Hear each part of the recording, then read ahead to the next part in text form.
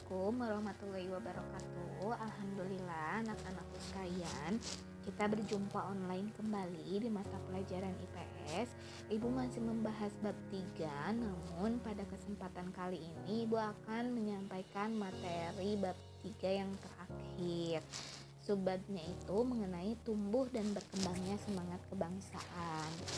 Nah, di subbab ini ada 4 poin yang Ibu jelaskan. 2 poinnya itu sudah Ibu jelaskan di pekan lalu. Dua poinnya lagi akan Ibu jelaskan di pertemuan kali ini. Yang pertama, ini ada pergerakan nasional pada masa kependudukan Jepang. Ada proses penguasaan Jepang terhadap Indonesia. Dimulai tanggal 11 Januari 42, Jepang itu mendaratkan pasukannya di Tarakan, Kalimantan Timur.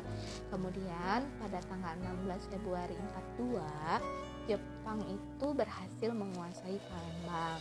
Setelah itu pada tanggal 1 Maret 42, Jepang itu berhasil menguasai Batavia, atau sekarang yang lebih dikenal itu adalah wilayah Jakarta. Nah, setelah Jepang berhasil menguasai beberapa wilayah di Indonesia, pada saat itu Belanda itu masih berada di Indonesia, masih menjajah di Indonesia. Nah, karena mendengar bahwa Jepang itu sudah berhasil menguasai beberapa wilayah di Indonesia, akhirnya Belanda itu menyerah kepada Jepang pada tanggal 8 Maret 1942 di Kalijati, Subang, Jawa Barat. Sejak saat itulah Jepang itu berhasil menguasai seluruh wilayah di Indonesia. Kemudian ada beberapa kebijakan militer Jepang, kebijakan pemerintah militer Jepang. Yang pertama, Jepang itu membentuk beberapa organisasi sosial seperti Gerakan 3A. Gerakan 3A itu terdiri dari Pusat Tenaga Rakyat atau disingkatnya itu PUTRA, kemudian ada Jawa Hokokai dan Masyumi. Nah, Gerakan 3A tersebut dipimpin oleh Dr. Syamsuddin dengan tujuan untuk meraih simpati rakyat Indonesia dan juga para tokoh masyarakat sekitar. Kenapa Jepang itu ingin meraih simpati dari rakyat Indonesia dan tokoh masyarakat sekitar? Karena pada saat itu Jepang kan baru muncul di Indonesia, sehingga Jepang itu ingin istilahnya itu ingin caper kepada rakyat Indonesia supaya bisa membantu Jepang itu dalam beberapa hal gitu. Nah, kemudian ada juga organisasi semi militernya itu seperti Seinendan, kemudian Fujinkai, ada juga Keibodan, kemudian Heiho dan Pembela Tanah Air atau PETA. Dan juga Jepang itu mengeksploitasi kekayaan alam yang dimiliki oleh masyarakat Indonesia untuk menunjang keperluan perang Jepang terhadap negara yang lain. Jadi kalau pada masa pemerintahan Hindia Belanda, kekayaan alam kita itu tujuan utamanya itu untuk dijual kembali kepada negara yang lain. Tapi pada saat Jepang menjajah Indonesia, kekayaan alam Indonesia itu dipakai untuk keperluan sehari-hari oleh bangsa Jepang, salah satunya untuk keperluan perang Jepang. Kemudian yang keempat, ini pengerahan Romusa.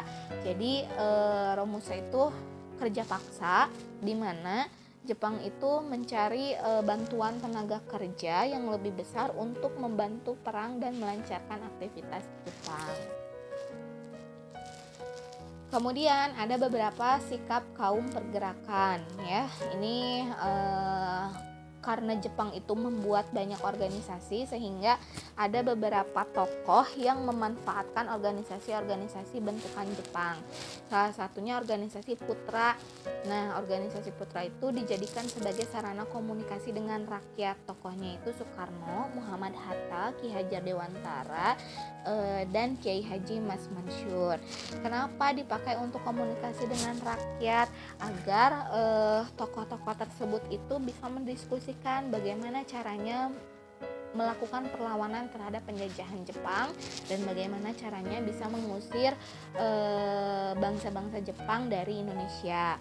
Kemudian yang kedua, ini gerakan bawah tanah, di mana gerakan bawah tanah ini para rakyat Indonesia, itu tokoh-tokoh Indonesia itu mereka melakukan diskusi, melakukan komunikasi yang secara sembunyi-sembunyi tanpa sepengetahuan Jepang. Ini tokohnya itu seperti Sultan Syahrir, kemudian Ahmad Subarjo, ada juga Sukarni, ada juga A. Maramis, kemudian Wikana, Hairul Saleh, dan Amir Syarifuddin. Kemudian yang ketiga ada perlawanan bersenjata. Nah, perlawanan bersenjata ini ada beberapa macam di berbagai daerah Indonesia. Yang pertama ada perlawanan rakyat Aceh tanggal 10 November 1942 oleh Tengku Abdul Jalil. Kemudian ada perlawanan Singaparna Jawa Barat. Ini tanggal 24 Februari 1944 oleh Kiai Haji Zainal Mustafa. Ada juga perlawanan Indramayu di Jawa Barat. Ini bulan Juli 1944 oleh Haji Madrian. Kemudian yang keempat ada perlawanan peta di Blitar, Jawa Timur oleh Supriyadi. Ada beberapa perubahan pada masa kolonial Barat ya. Yang pertama, ini perluasan penggunaan lahan untuk tanaman ekspor. Jadi pada saat itu lahan untuk tanaman yang akan diekspor ke wilayah lain, ke negara lain itu diperluas sehingga banyak sekali gitu ya. Kemudian yang kedua, persebaran penduduk dan urbanisasi untuk mengirim banyak tenaga kerja ke Suriname. Suriname itu salah satu wilayah di Amerika Selatan yang pada saat itu menjadi wilayah jajahan Belanda juga gitu. Jadi rakyat Indonesia itu banyak sekali yang dikirim ke Suriname untuk dijadikan tenaga kerja di sana. Tenaga kerja itu kan bekerjanya itu untuk apa? Biasanya dipakai untuk membangun beberapa bangunan-bangunan yang diperlukan, misalnya jalan atau misalkan gedung-gedung atau misalkan tempat persembunyian untuk peperangan gitu. Nah, yang ketiga ini ada pengenalan tanaman baru. Jadi pada saat Belanda ada di Indonesia itu, rakyat Indonesia itu sebenarnya mendapatkan hal positif juga, yaitu dengan mengenalnya beberapa tanaman-tanaman baru. Yang keempat, ini penemuan tambang-tambang seperti minyak bumi, batu bara, dan logam. Yang kelima, ini transportasi dan komunikasi banyak dibangun seperti jalan raya, kemudian rel kereta api, dan jaringan telepon. Yang keenam, perkembangan kegiatan ekonomi dengan ditemukannya berbagai teknologi pertanian yang bervariasi. Yang ketujuh, mengenal uang sebagai alat pembayaran jasa tenaga kerja. Karena pada saat Belanda itu berada di Indonesia, jadi Belanda itu mengenalkan uang kepada rakyat Indonesia. Nih, uang ini dipakai sebagai alat pembayaran untuk memberikan pembayaran jasa tenaga kerja. Biasanya sebelum Belanda di Indonesia itu rakyat Indonesia belum mengenal uang gitu. Biasanya mereka masih menggunakan barter gitu ya, pertukaran barang dengan barang. Kemudian yang kedelapan, ini perubahan dalam pendidikan yang dikembangkan oleh pemerintah dan juga oleh masyarakat. Kalau misalkan ada salah satu pendidikan yang didirikannya itu dari zaman Belanda, yaitu ITB ya, Institut Teknologi Bandung tuh. Nah, kemudian yang ke-9 ini perubahan dalam aspek politik, yakni rakyat diperintah oleh bangsa asing, bukan lagi oleh raja. Kalau sebelum Belanda datang, rakyat Indonesia itu diperintahnya itu oleh raja-raja, karena pada saat itu di Indonesia itu banyak sekali kerajaan. Tapi setelah bangsa Belanda datang ke Indonesia, jadinya raja-raja itu mulai mundur banyak sekali gitu ya, sehingga rakyat Indonesia itu mulai diperintah, mulai dikuasai oleh bangsa asing. Yang ke-10, perubahan dalam aspek budaya dalam seni bangunan, tarian, cara berpakaian, bahasa, dan teknologi.